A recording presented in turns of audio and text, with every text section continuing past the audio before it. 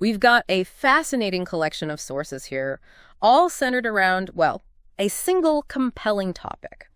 What it really takes to become a star in the often glamorized world of real estate. Right. You know, the image, maybe you've seen the shows, the ones about like dope properties and chic outfits. That's the popular perception, isn't it? It really is. And the sources we've dug into for this deep dive make it abundantly clear that while, yes, there's certainly glamour associated with the top tier. Yeah. The reality of building a thriving, sustainable career in real estate goes far, far deeper than just, looking good, showing houses. Absolutely. This isn't about a few quick sales. It's about constructing a robust, lasting business from the ground up. It demands serious effort, intentional strategy, and frankly, a whole lot of resilience. So our mission here is to kind of cut through the surface level ideas and extract the core strategies, the essential mindsets, and the practical boots on the ground steps outlined in these sources. Yeah, get to the core of it.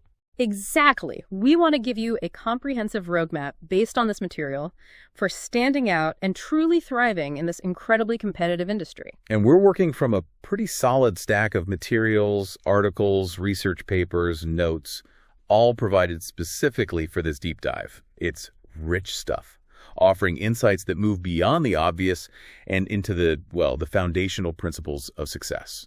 Okay, so as we navigate through these sources, here's what you can expect us to cover.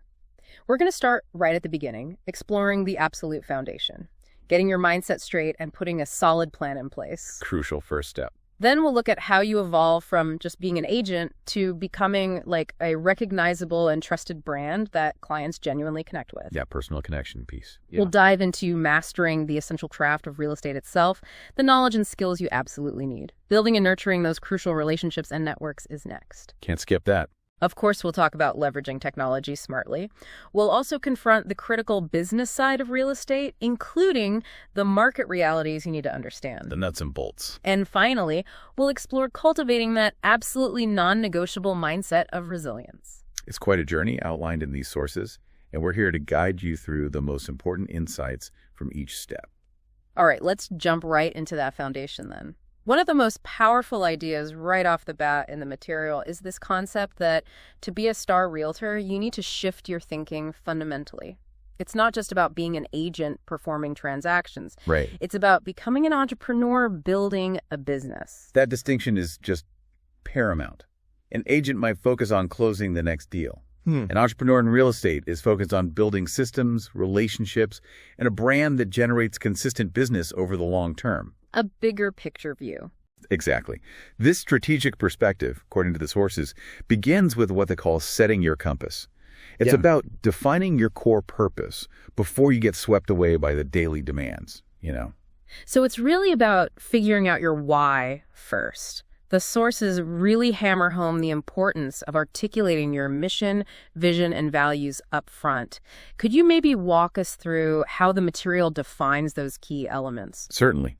So the sources define your mission as your current purpose, what you're doing right now, day in and day out. It's the active definition of your contribution. There's a great example given. Delivering curb appeal, contract wins, and coffee-fueled commitment. I like that. Yeah. Coffee-fueled commitment. I appreciate the honesty in that. It makes it real, doesn't it? It anchors your daily efforts. Then you have your vision. This is your long-term aspiration, the impact you want to make, where you see your business and yourself down the road. The example from the sources is to create a world where moving is an adventure with great snacks and even better service.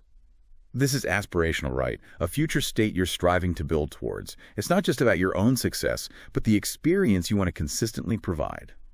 Okay, so mission is the present, the doing. Vision is the future destination, the being.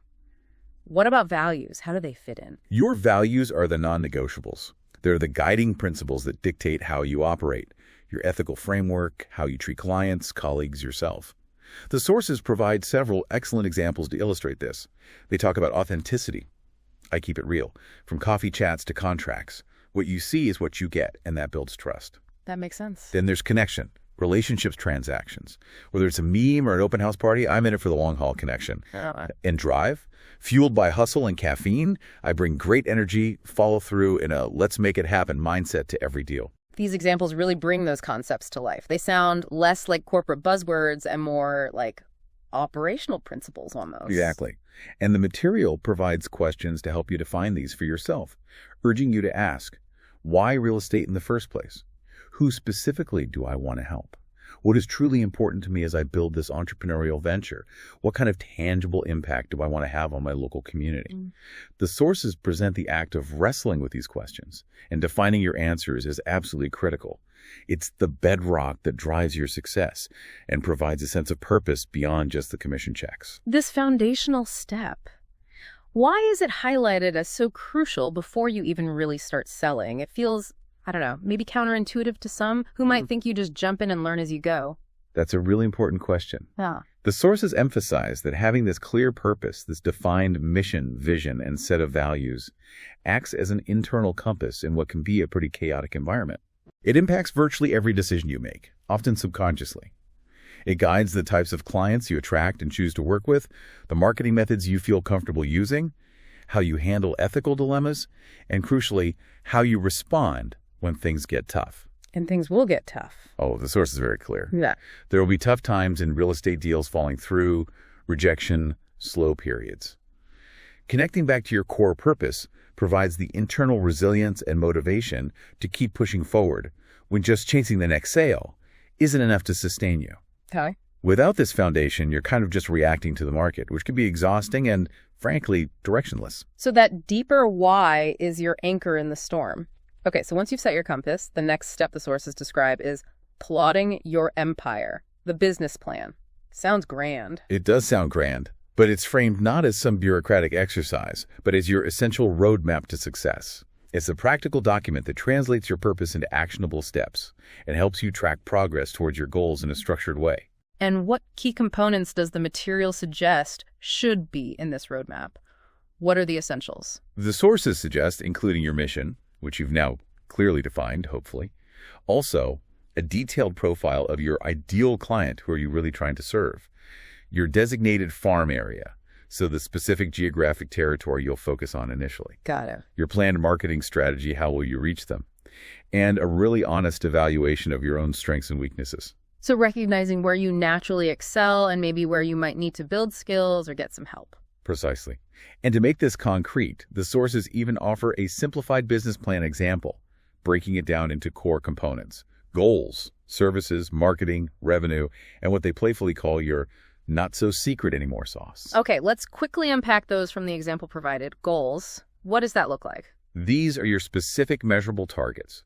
The example lists things like close 25-plus homes this year, have a 70% referral-based business, and grow social following and community love. See how they're quantitative and qualitative benchmarks you aim to hit. Yeah, tangible things to shoot for. And services. This defines exactly what you offer your clients.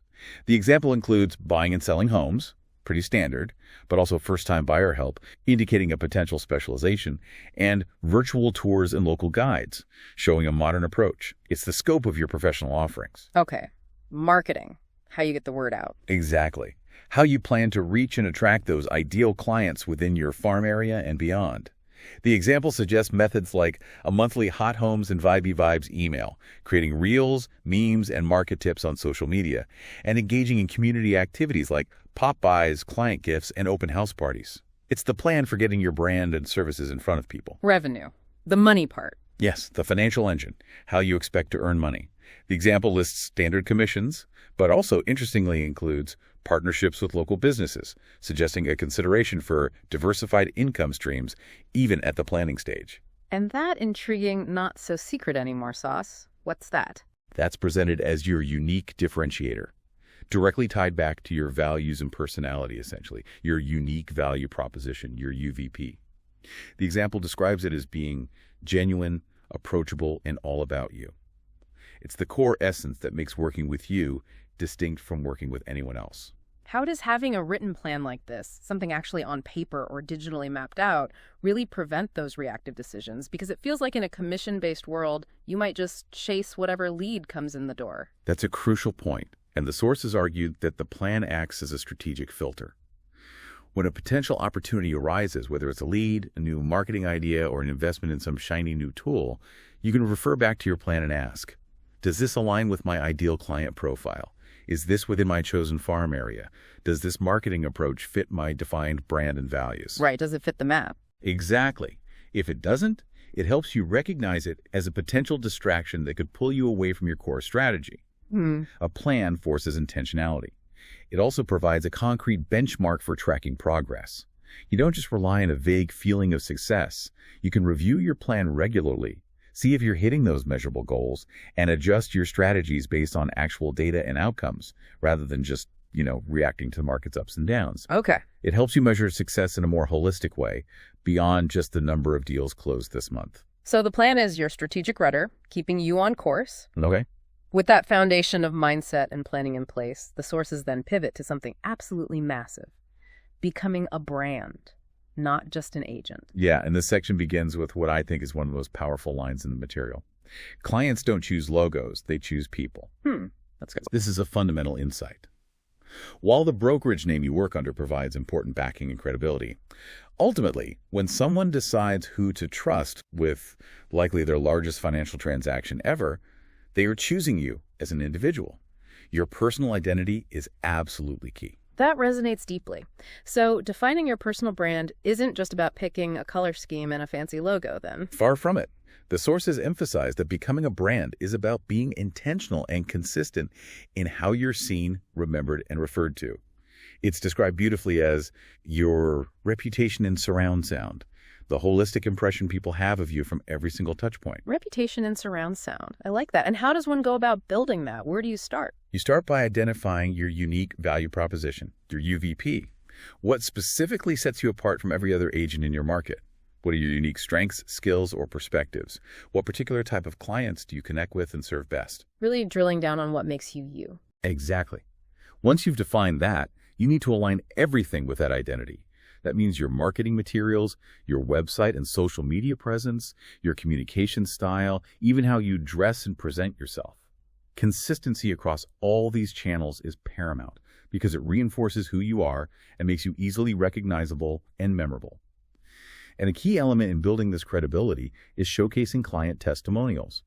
The sources highlight that social proof is incredibly powerful in real estate.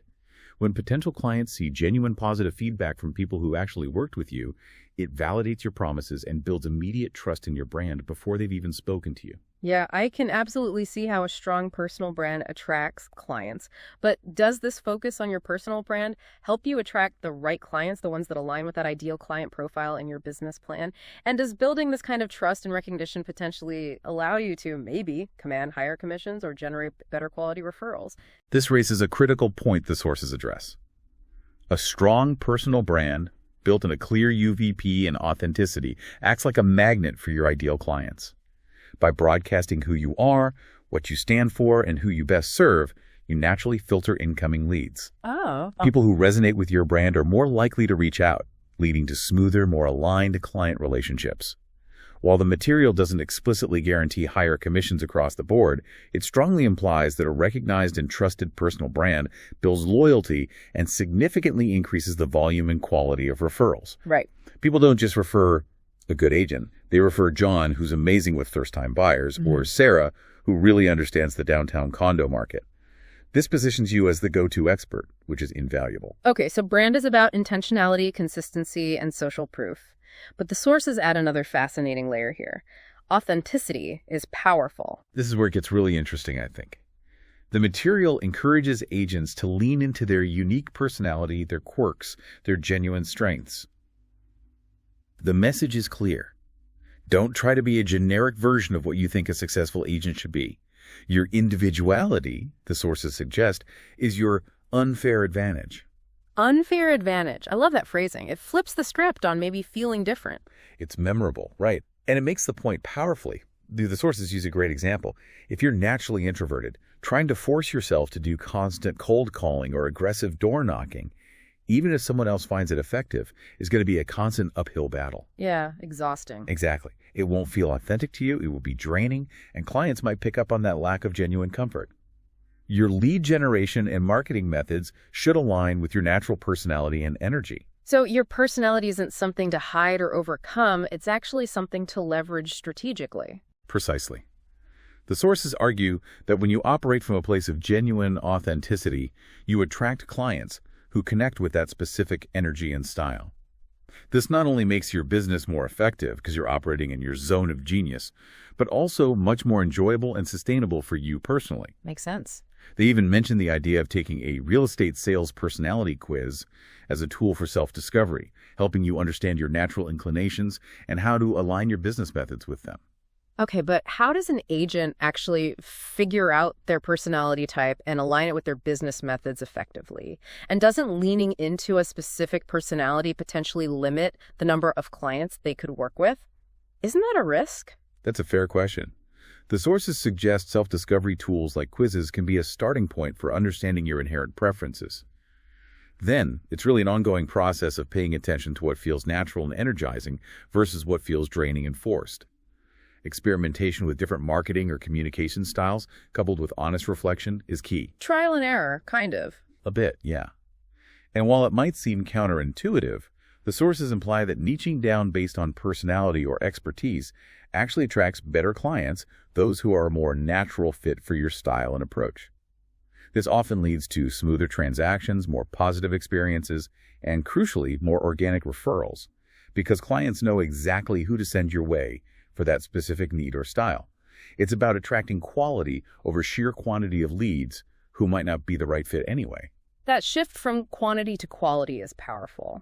And the sources provide a pretty compelling real-world example of this kind of personal branding success story. Ryan Serhant. Yes, Ryan Serhant is presented as a prime case study in leveraging one's unique background to build a massive personal brand. The sources note his public profile initially from the show $1 Million Listing New York, but they highlight how he strategically leveraged his prior experience in acting and performance.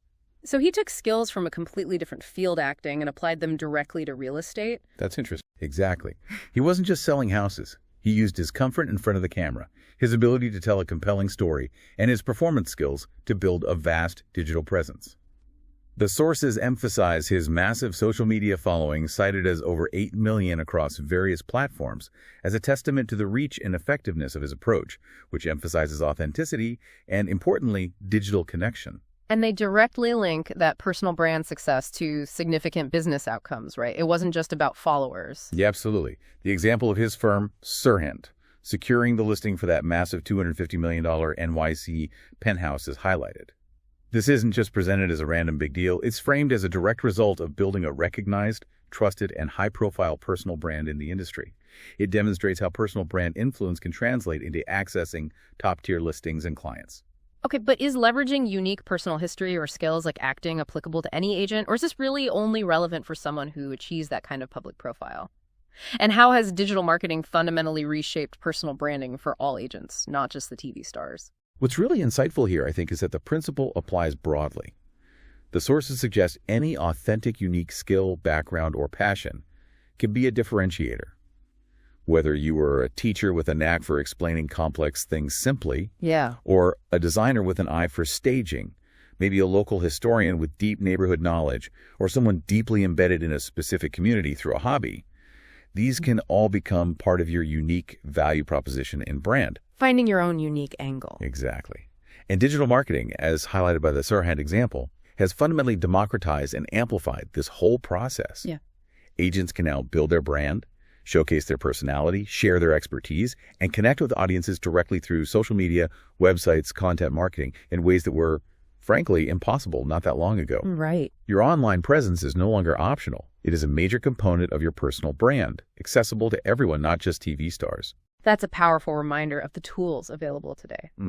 Okay, moving from establishing your brand to the core work itself, the sources devote significant attention to mastering the craft. And the first pillar here is market knowledge, colorfully described as becoming a neighborhood ninja. Yeah. This is presented as absolutely non-negotiable for success. Becoming an expert in your local market goes far beyond just knowing what's currently listed for sale. It's about understanding the intricate story of the neighborhood. So, spying on the market, what kind of activities does that involve, according to the sources? What does a ninja do? It means adopting a mindset of deep, continuous observation and data analysis. The sources outline specific practices, subscribing to MLS updates and comprehensive market reports, MLS, of course, being the multiple listing service the main database agents use. Got it. Setting aside dedicated time weekly to analyze that data, looking at things like price changes, inventory levels, days on market, and how interest rates are impacting activity. But it's not just data crunching. No, the material emphasizes getting boots on the ground. Following local government planning and zoning meetings to anticipate future developments, noting renovations happening in your area, spotting for sale by owners, FSPOs, observing investor flips, and paying attention to upcoming listing signs even before they hit the market. So real-world observation. Yes, and crucially, engaging with the community, talking to locals at open houses, neighborhood events, or even just at the coffee shop or park. Getting the feel of the place. So it's a blend of hard data analysis and that softer observational knowledge. Exactly. It's combining the quantitative with the qualitative. And why does this deep immersion matter so profoundly? The sources explain that it allows you to deliver incredibly sharp, nuanced insights to your clients. You can anticipate market trends, guide clients effectively on pricing strategy or neighborhood suitability, set realistic expectations about the buying or selling process, and ultimately build immense trust and credibility. Right. You're not just looking up facts online. You're learning the pulse and the history, the neighborhood story, as they put it. How does having this kind of deep local expertise give an agent a real competitive advantage against others who might cover a wider area, but maybe more superficially? And can technology like widespread data availability or even AI ever truly replace this kind of boots-on-the-ground human-level knowledge? That's a really important question. The sources strongly imply that deep local expertise differentiates you significantly. I mean, anyone can access basic listing data these days. Sure. But knowing why one block commands higher prices than the next block over, understanding the plan changes to local schools, or having a feel for the community vibe that isn't captured in statistics, that's value only a neighborhood ninja can provide. While technology gives access to vast amounts of data and market reports instantly, and AI is certainly improving data analysis, the sources suggest this supplements, rather than replaces, the qualitative insights gained from being physically present, observing, and engaging with the community. Technology provides powerful tools for analysis and reach, but the deep, intuitive understanding often comes from that immersion. You use technology to leverage your knowledge, not replace it. Okay, that makes sense. Speaking of staying sharp and adapting, the sources stress continuous learning, keep earning. Seems obvious, but why is it so emphasized? Well, the real estate landscape is constantly shifting. Laws change, technology evolves rapidly, client expectations definitely increase. The most successful agents, according to the material, are presented as lifelong learners who prioritize staying sharp, adaptable, and ideally ahead of the curve. What does this continuous learning look like in practice? What should agents be doing? It means actively seeking out opportunities to grow your knowledge and skills. The sources mention investing in additional certifications beyond your basic license. They specifically mention certifications like Certified Residential Specialist, CRS, which focuses on building expertise in residential real estate, and Accredited Buyer's Representative, ABR, specializing in working with buyers. Okay. These aren't just, letters after your name. The sources state they expand your expertise in specific areas and significantly boost your professional image and credibility in the eyes of clients and peers. So tangible benefits. Yes. Other avenues include attending continuing education courses regularly, which are often mandated anyway, but the sources suggest successful agents go beyond the bare minimum, participating in industry events and conferences to learn about trends and network, and staying updated on regulatory changes and market shifts through reputable industry sources. What are the tangible benefits of this constant investment in learning? I mean, how significant is the ROI on getting those additional certifications? Does it primarily make you a better agent skill-wise, or is it more about the marketing perception? And with so many options, how should agents prioritize what to learn? The sources link continuous learning directly to positive outcomes.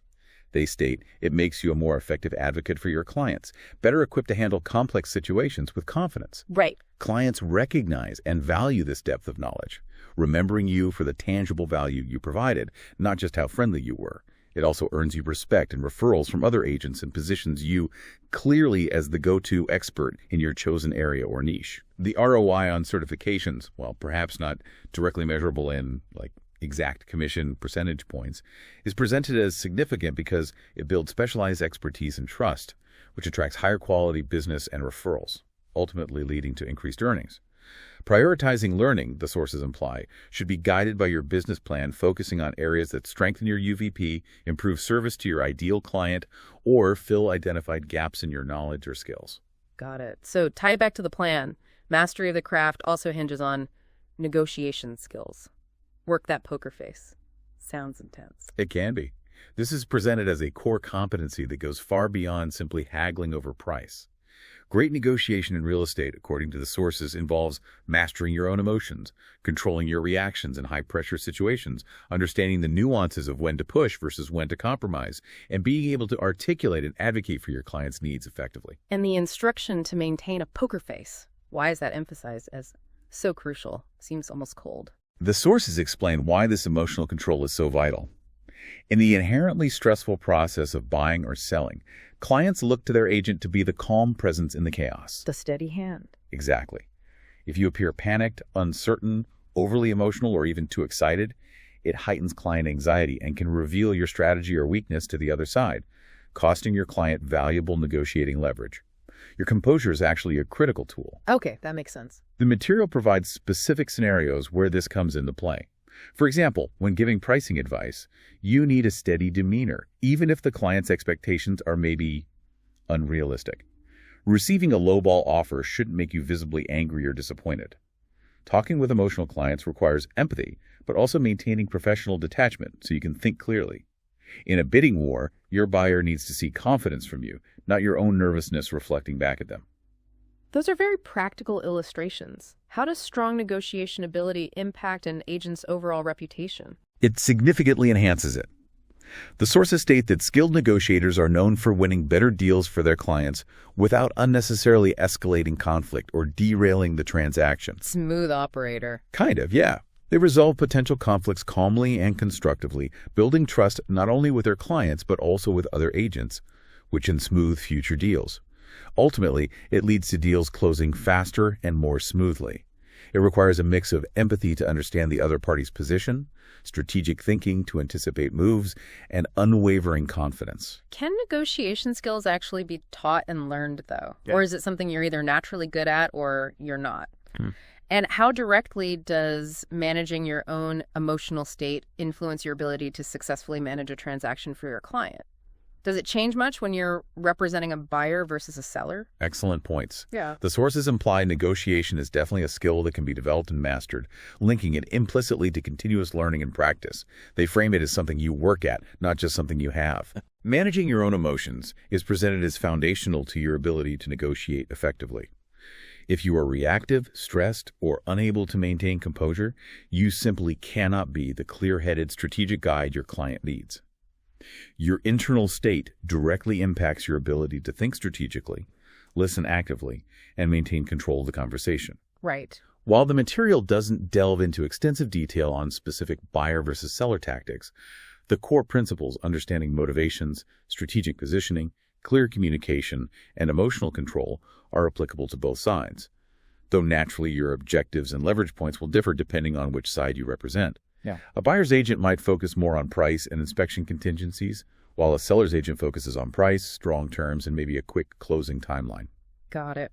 Shifting gears now to building relationships and networks. The sources lean on some very common sayings here, don't they? Yes. They mention the classic real estate maxims. Your success is directly tied to who you know. And the big one, it's not what you know, but who you know. These aren't just cliches. They are presented as fundamental truths that underpin success in this very relationship-driven business. And this leads us to the importance of the sphere of influence, or SOI. What does that network actually encompass? Who's in it? Your network, or sphere of influence, is defined really broadly as basically everyone you know who could potentially do business with you or refer business to you. This includes, of course, current and past clients, but also a wide range of industry professionals like lenders you trust, home inspectors, real estate attorneys, contractors. The whole ecosystem. Exactly. It extends to local business owners, people in your community groups, friends, family, essentially, everyone you've built some kind of connection with over time. And why is this presented as the foundation of all success in real estate? That sounds pretty definitive. The sources are very direct about this. People are far more likely to hire a real estate agent they already know and trust, or someone who's been personally recommended by a trusted friend, family member, or colleague. This personal connection and referral network is where the majority of your consistent, sustainable business will originate. So, unlike maybe passive advertising, this network requires active cultivation. You have to work at it. Absolutely. The sources emphasize that building a powerful sphere of influence doesn't happen by accident. It must be actively nurtured and consistently expanded. They provide actionable tips for this. Attend industry events to connect with peers and service providers, join local business associations or chambers of commerce, build strong relationships with vendors you recommend to clients because they can refer back, and most importantly, maintain regular, meaningful contact with past clients. Staying in touch with everyone you know, that sounds like a monumental task. How do you actually manage that effectively without it taking over your life? That's a valid concern. The sources suggest employing various methods to stay in consistent contact throughout the year, tailored to the relationship and your brand. Regular email newsletters with valuable info, not just sales pitches, targeted texts for quick check-ins, personalized phone calls, traditional direct mail like holiday cards or market updates, engaging authentically on social media platforms, and even hosting in-person client appreciation events or pop-bys. Okay. The key is consistent, valuable touchpoints that remind people you're active, you care, and you're available without being overly pushy or salesy. Is building and nurturing this network more important than, say, having deep market knowledge or mastering the latest technology? How can an agent build a network authentically without feeling like they're just transactional or using people for leads? That feels icky. And how does technology like CRM systems actually help manage a large network effectively? Yeah, crucial questions about priorities and authenticity. The sources present the network as the foundation for lead generation, implying its importance is paramount, particularly in the early stages and for long-term stability. Mm-hmm. Deals fundamentally come from people knowing, liking, and trusting you. Right. Building authentically means genuinely caring about the relationships themselves, providing value proactively like sharing market insights, useful local contacts, or community news, and staying in touch even when you're not hoping for a specific deal right now. It's about being a trusted resource and, dare I say, a friend first. Technology like CRM systems, customer relationship management, is presented as absolutely essential for managing this network effectively as it grows. The sources describe a CRM as your central hub for keeping track of leads, adding notes about conversations or client preferences like kids' names or anniversaries, scheduling consistent follow-up so people don't slip through the cracks, and segmenting your network for more targeted, relevant communication. It prevents valuable relationships from falling through the cracks as your network grows beyond what you can juggle in your head. Okay, so CRM is the organizer. Another key relationship the sources highlight is finding and having a mentor. Yes, finding a mentor is described as a genuine game changer that can significantly accelerate your learning curve and help you avoid costly, time-consuming mistakes, especially early on. What specific benefits does the material attribute to having a mentor? What kind of insights do they provide that you might not get just from training materials or, textbooks? The sources list several really compelling benefits. A good mentor prepares you for the real-world challenges and nuances that aren't covered in licensing courses, the stuff you only learn by doing or by watching someone experienced do it. The practical stuff? Exactly. They can literally take years off your learning timeline by providing seasoned insights based on direct experience, helping you navigate complex situations without having to figure everything out through painful trial and error. They teach invaluable practical skills like interpreting the subtle language in contracts, managing emotionally charged clients or difficult negotiations, and how to handle the inevitable setbacks when a deal doesn't close. Mm-hmm. They provide accountability, keep you on track with your goals, offer support and celebrate your wins, which is important, and often introduce you to their own trusted circle of industry professionals like lenders, inspectors, and contractors, expanding your network immediately. So it's real-world knowledge, practical skills, emotional support, and network acceleration all rolled into one relationship. Wow. Where does the material suggest finding a good mentor? How do you go about that? The best places, according to the sources, include seeking someone experienced within your own brokerage. They mention programs like the one at eXp Realty as an example, specifically noting their program for agents with fewer than 3 transactions, indicating structured support exists. Okay. Attending local real estate networking events and seeking out seasoned professionals you connect with. Or sometimes simply reaching out directly to senior agents or colleagues whose success and style you admire and asking if they'd be willing to grab a coffee, chat, and potentially mentor you. What qualities, based on the sources, make for a good mentor? And on the flip side, how can a mentee maximize the value they get from that relationship? Is having a mentor absolutely necessary for success, or is it more of a powerful accelerator? While the sources don't provide a definitive checklist of mentor qualities, they imply someone experienced, successful, willing to openly share practical knowledge and insights, including their failures, patient and supportive, a good listener. Makes sense. A mentee, to make the most of it, should come prepared with specific questions for each meeting. Listen actively, take notes, be proactive in scheduling meetings and following up, and show genuine respect for the mentor's time and expertise. Be coachable. Right. The material frames mentorship as a game changer that accelerates learning and helps avoid mistakes, suggesting it's a powerful advantage and accelerator rather than an absolute prerequisite for success, though its impact sounds incredibly significant based on these descriptions. All right, let's talk about the essential tools of the modern trade. Leveraging tools and tech. The sources strongly advocate for using technology to enable working smarter, not harder. Absolutely. Technology is presented not as some complicated burden, but as a vital enabler that can massively increase productivity and results. The key, according to the material, is focusing on tools that help you stay organized, efficient, and accountable to your business plan. Not just tech for tech's sake.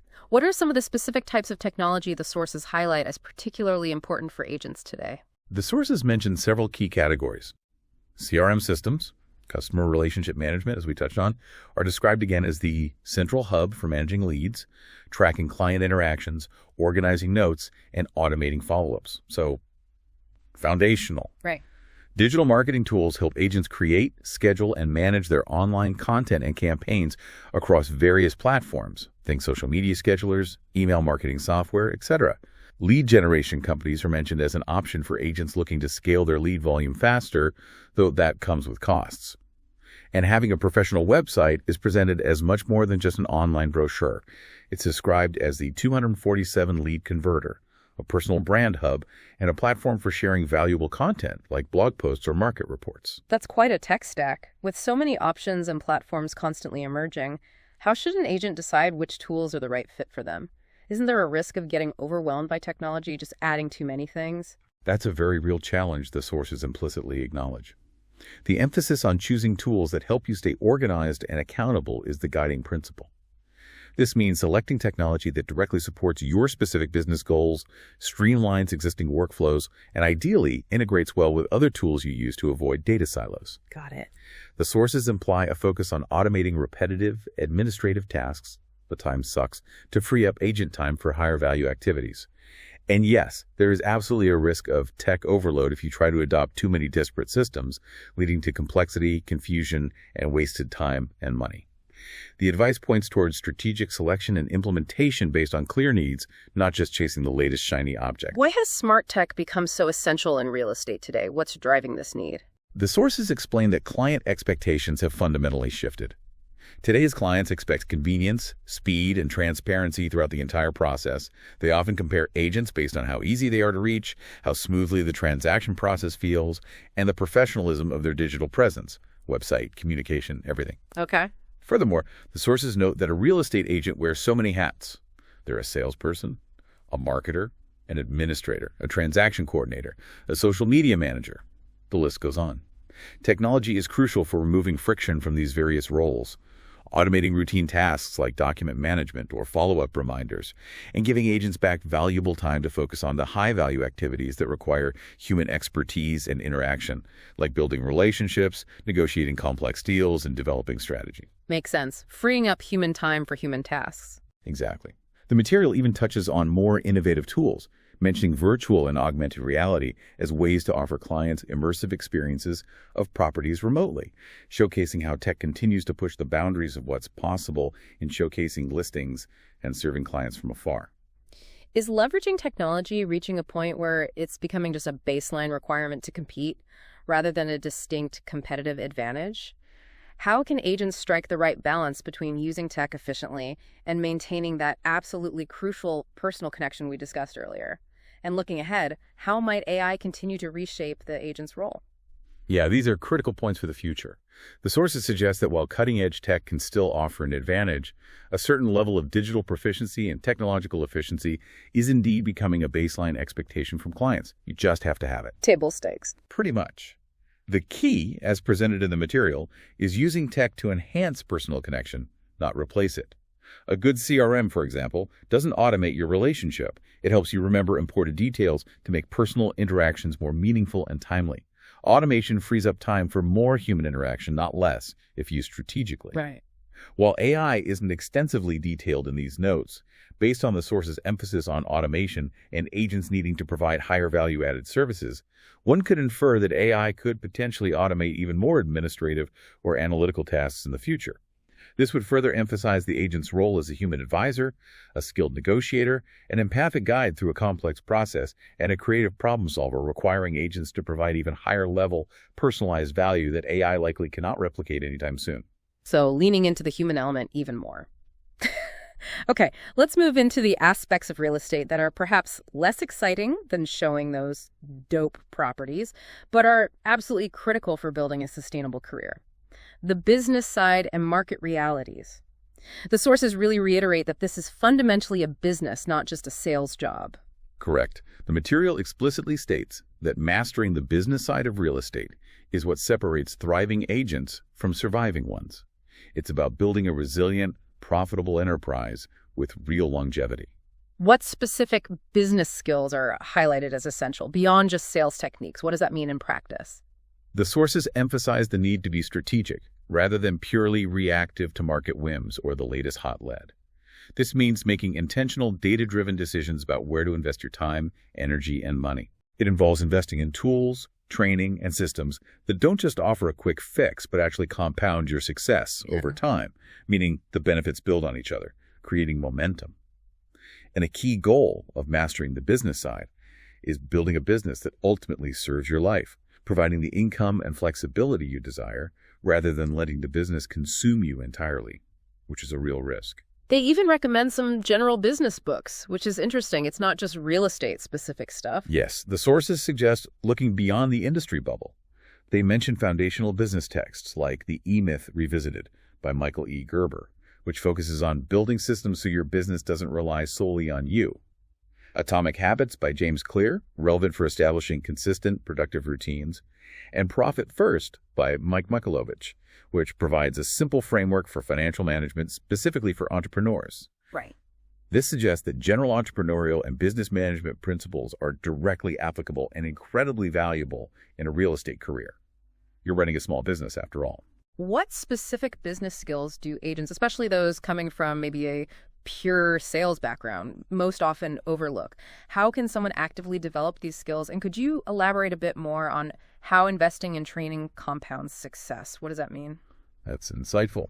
Agents often overlook rigorous financial management beyond just tracking commissions like budgeting, cash flow forecasting, tax planning, also long-term strategic planning that looks years ahead, not just quarter to quarter, developing scalable systems for marketing and client management so you're not reinventing the wheel constantly, and truly understanding market analytics beyond surface-level trends to inform strategy.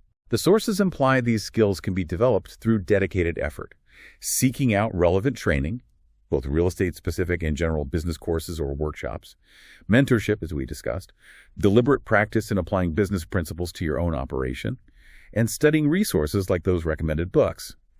Investing in training compounds success because improved skills in areas like negotiation, marketing efficiency, financial planning, or using technology smarter lead to better client outcomes, more referrals, reduced expenses, and wiser investments. Each improvement builds upon the last, generating significantly greater results over time than the initial investment alone. It creates a positive feedback loop. A virtuous cycle. Okay. A major and potentially daunting early decision for any agent is choosing which brokerage to join. The sources call this finding your brokerage soulmate. Quite the term. It is, and it highlights how important this decision is. It's presented as a critical decision point that significantly impacts an agent's early career trajectory and potential long-term success. The brokerage influences everything from the initial training you receive or don't receive to your commission split structure, potential lead generation opportunities they might offer, the professional environment and culture you work in daily, and the technology tools available to you. What specific factors does the material suggest an agent should consider when evaluating different brokerages? What's the checklist? The sources provide a pretty comprehensive list. Look closely at the training programs they offer, especially for new agents. Is it structured, ongoing? Evaluate the marketing assistance and resources available. Do they provide templates, support, a budget? Understand their approach to lead generation. Do they provide leads? And at what cost split? Or are you entirely on your own? Assess the technology and tools they provide. CRM systems, websites, marketing platforms, transaction management software. Research their reputation in the market, and among other agents, what's the word on the street? Get a feel for the culture and support system. Is it collaborative and helpful, or more competitive and sink or swim? And inquire about any potential additional income opportunities they might offer, like revenue sharing or stock options. The strong recommendation from the sources is definitely to interview several brokerages before committing to one. Don't just sign up with the first one you talk to. How much of an agent's success is truly dependent on their brokerage versus their own individual drive and effort? I mean, can a great agent succeed anywhere? And are larger brokerages generally better for new agents, or could a smaller, more boutique firm be a better fit? And can we briefly touch on how income? That's a nuanced point. The sources imply that while the brokerage provides a vital platform, crucial resources like training, leads, and tech, and foundational support, the agent's individual drive, work ethic, and application of all the strategies we're discussing are ultimately paramount. The brokerage provides the environment, but the agent has to build the business within it. Right. The material doesn't explicitly favor large or small brokerages, but emphasizes that for new agents, factors like structured training programs and a supportive, accessible culture, which can theoretically be found in both large franchises and smaller independent firms, are particularly important. You need that initial guidance. Commission splits are basically the percentage of the commission earned on a sale that the agent keeps after sharing a portion with the brokerage. Structures vary wildly. Some start with a lower split for the agent, maybe 50-50 or 60-40, but provide lots of support and leads. Others offer very high splits, like 80-20 or even 90-10, but expect the agent to be largely self-sufficient and cover more costs. Many also have a cap fee, which is a maximum annual amount the agent pays the brokerage in splits. Once the agent hits that cap, they then receive 100% of their commission splits for the rest of the brokerage's fiscal year. This structure significantly impacts net income, especially for high-producing agents. Got it. The sources also briefly note that recent regulatory changes, particularly around commission structures and transparency, are a dynamic area agents absolutely need to understand, as they may impact how agent compensation models evolve going forward. Understanding the financial side is clearly key, and the sources place a strong emphasis on building financial resilience. Why is this highlighted as so crucial for agents? Because real estate income is notoriously variable. It's inconsistent. The sources describe it with the evocative phrase, rainy days and dry listings, acknowledging the feast or famine nature of the business for many. Yeah. They specifically cite data from the National Association of Realtors, NAR, showing typical slower periods, like December through February, and peak seasons, often April through June, although this varies by market. Because income isn't a steady paycheck like a W-2 job, building financial resilience, basically, having a buffer or safety net, is presented as absolutely essential for surviving slow seasons, navigating unexpected market shifts, and weathering personal slumps without panicking or making bad decisions out of desperation. What specific strategies does the material recommend for building this financial safety net? How do you do it? The sources suggest a few key practices. First, and most importantly, commit to saving a dedicated percentage of every single commission earned, even during the busy months when money feels plentiful. The goal mentioned is to build up enough savings to cover 3 to 6 months of your essential living and business expenses. That's the buffer. Second, consider diversifying your income streams. The sources mention looking into real estate-related side hustles that can provide more consistent income, especially early on or during slow periods. Examples given or implied include offering real estate photography services, teaching pre-licensing or continuing education courses if you're qualified, or getting involved in property management. Leveraging your license for other work, like making referrals to agents in different geographic areas for a fee, is also an option. Right. Third, strategically use those predictable, slower seasons not just for rest, which is important too, but for proactive business-building activities, maintaining relationships through outreach or events, strengthening your brand presence online, and deliberately building referral relationships with agents outside your market area or in different niches. Plant seeds for the future. And the sources mention that building savings isn't just about security. Exactly. The sources frame it powerfully as providing freedom. Freedom to turn down clients who aren't the right fit or who are disrespectful. Freedom to invest in your business growth, like better tech or marketing, without undue financial stress. And freedom to navigate market downturns or personal challenges without being forced into desperate decisions just to pay the bills next month. It gives you choices. Is building financial resilience primarily a matter of discipline then, or are there actual skills involved? How can agents effectively manage cash flow when their income fluctuates so wildly from month to month? And could you give a bit more detail on some of those common real estate side hustles mentioned or implied? That's a great question. The sources imply it's definitely a blend of discipline, the consistent habit of saving, paying yourself first, and financial literacy skills. That means budgeting effectively, understanding your cash flow patterns when money comes in, when bills are due, and rigorous tracking of both income and expenses. Managing cash flow with variable income requires dedicating that percentage to savings immediately upon receiving a commission check before it gets absorbed into general spending. Setting up separate accounts can help. Makes sense. Common side hustles mentioned or implied include those we touched on: property management, managing rental properties for owners for a fee, real estate photography or videography, if you have the skill equipment, teaching real estate courses, working as a transaction coordinator for other busy agents, handling the paperwork, providing BPOs or broker price opinions for lenders or asset management companies, though BPOs weren't explicitly named in the source notes provided, it's a common license use, or simply earning referral fees by actively sending business to agents in areas or specialties you don't service. Okay, lots of options there. To round out the picture of the business environment, the sources also dive into broader market realities and income. What does the job market outlook look like for agents based on the data presented? Is it growing? Shrinking? Looking at data like that from the Bureau of Labor Statistics, BLS, the employment outlook for real estate agents is projected to grow by about 2% over the next decade or so through 2033. Now, that 2% is considered slower than the average growth rate for all occupations combined. Okay. However, the sources add an important caveat. Despite the slower overall growth percentage, literally thousands of job openings are still anticipated each year. These openings largely come from agents retiring or leaving the profession for other reasons. There's significant turnover in the industry.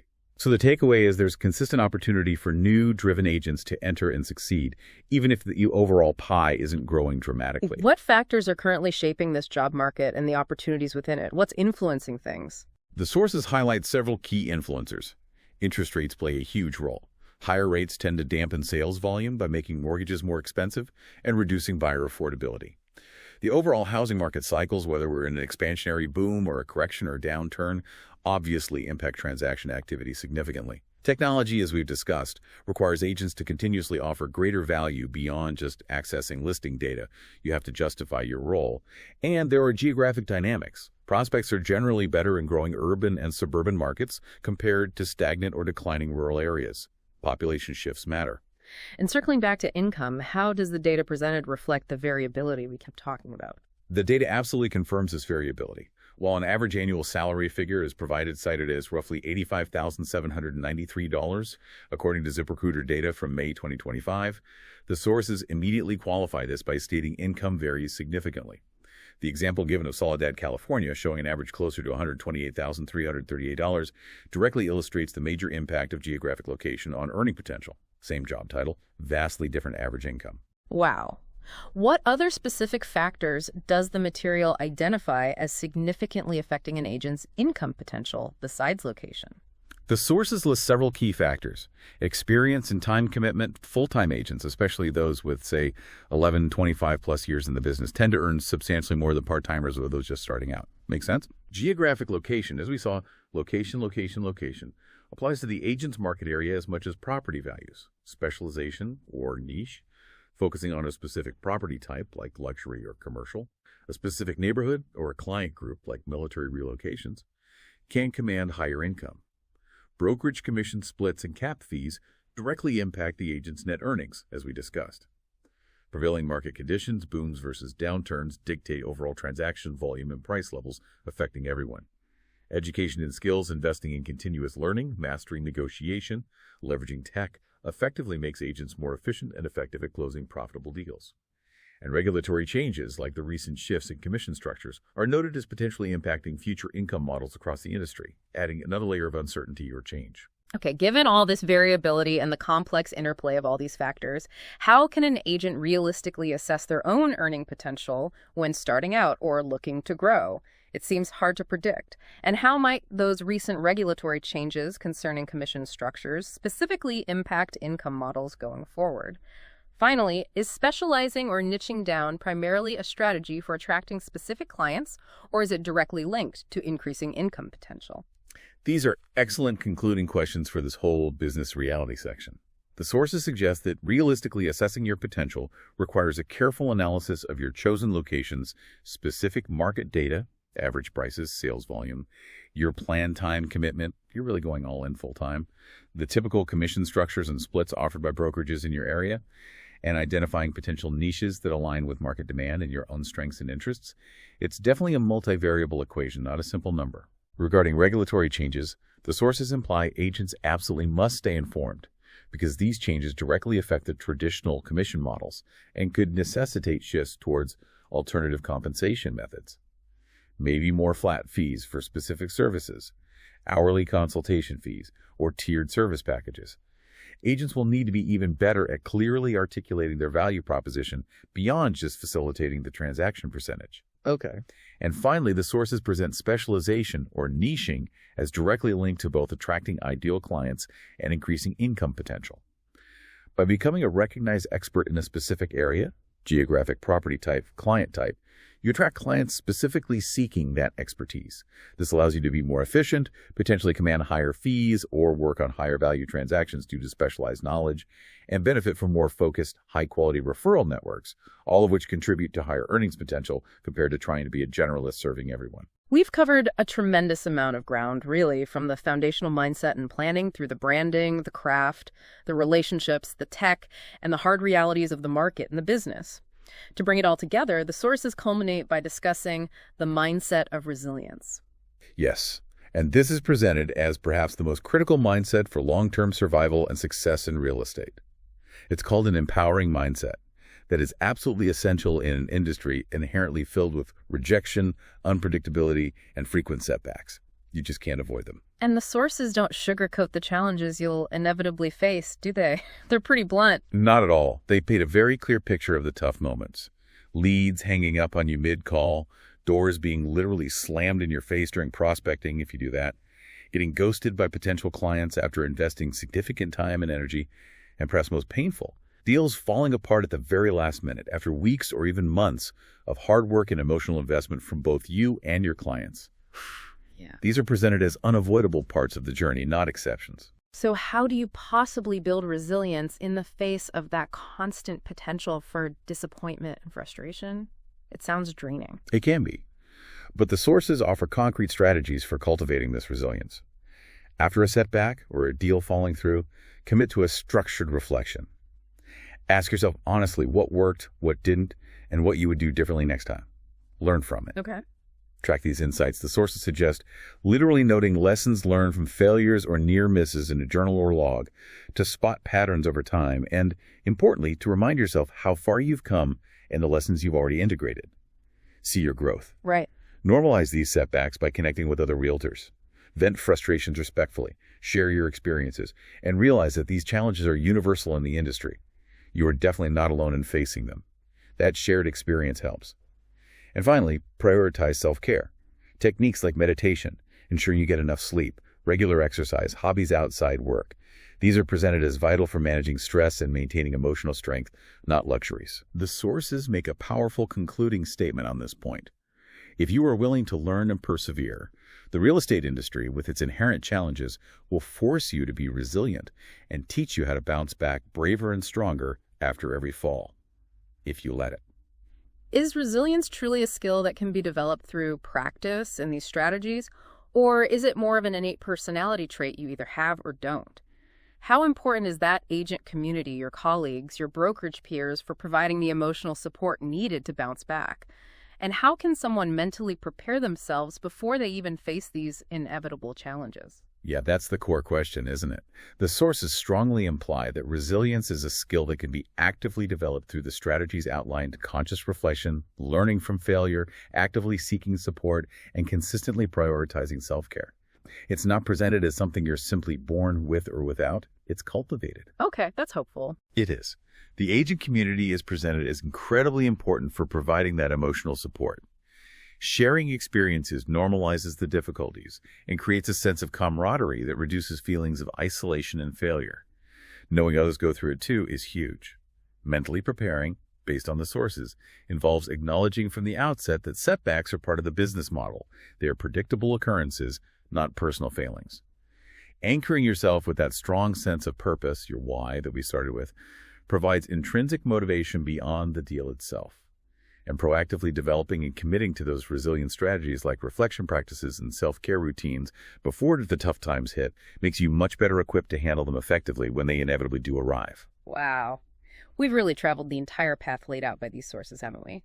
Moving from the initial perception to the deep foundational requirements, the essential skills, the networks, the tools, the business realities, and finally, that vital mindset needed to navigate it all. We've really extracted the core wisdom from this stack of material, I think. It's clear that becoming a star realtor isn't about chasing some fleeting image. It's about building something substantial, something lasting. Yeah. It requires defining your core purpose, building a strong personal brand rooted in genuine authenticity, relentlessly mastering your craft through market knowledge and continuous learning, honing those vital negotiation skills, actively building and nurturing your network, smartly leveraging technology to enhance your work, embracing the business side with strategic thinking and robust financial resilience, and absolutely cultivating that mindset that allows you to learn from failures and bounce back even stronger. It's a holistic picture. This deep dive has hopefully provided you, the listener, with a comprehensive and definitely non-glamorized look at the dedication, skill, and strategic thinking required. We've pulled out the essential nuggets of knowledge from the provided sources to give you a well-informed understanding of what the true path to becoming a thriving real estate professional actually looks like based on this material. And maybe here's one final thought-provoking idea pulled directly from the source material for you to consider as you move forward. Knowing your unique personality and strengths isn't just about making your business more enjoyable and authentic.